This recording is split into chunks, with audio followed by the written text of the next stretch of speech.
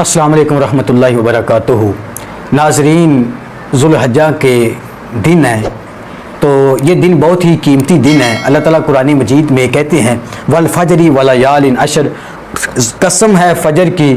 اور 10 راتوں کی۔ مفسرین کہتے ہیں کہ یہ جو 10 راتیں ہیں یہ عشرہ ذوالحجہ کی راتیں ہیں، یعنی کہ ذوالحجہ کے جو ابتدائی 10 دن ہیں یہ اللہ تعالیٰ ان دنوں کی قسم اٹھا کے کہہ رہے ہیں۔ سب سے پہلی بات تو یہ ہے کہ ان دنوں کی فضیلت اس بات سے ہی انسان کو پتہ چل جانی چاہیے کہ اللہ نے ان کی قسم اٹھائی ہے تو یہ کتنی قیمتی چیز ہے، یعنی کہ جس کی میرا رب قسم اٹھا رہا ہے وہ کتنی قیمتی چیز ہو سکتی ہے۔ اور دوسری اس کی فضیلت کے حوالے سے اگر بات کروں تو نبی کریم صلی اللہ علیہ وآلہ وسلم نے ارشاد فرمایا یہ جہاد سے زیادہ افضل ہے۔ صحابہ نے سوال کیا اللہ کے رسول اگر کوئی بندہ شہید ہو جائے تو یہ اس سے بھی افضل ہے؟ تو نبی علیہ الصلوۃ والسلام نے فرمایا صحابہ اگر کوئی بندہ اپنی جان بھی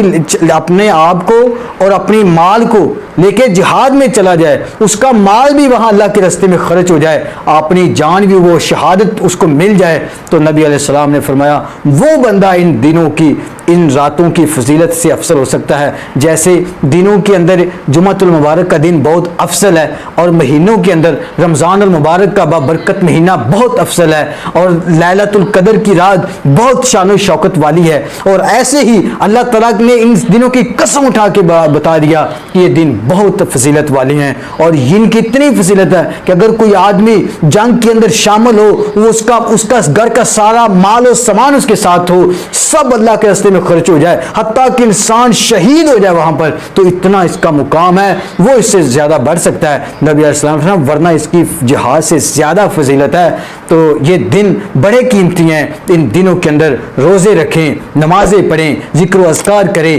عبادت کریں، اللہ کو راضی کریں، اللہ کو راضی کرنے والے کام کریں۔ اللہ تعالی ہم سب کا حامی و ناصر ہو۔ والسلام۔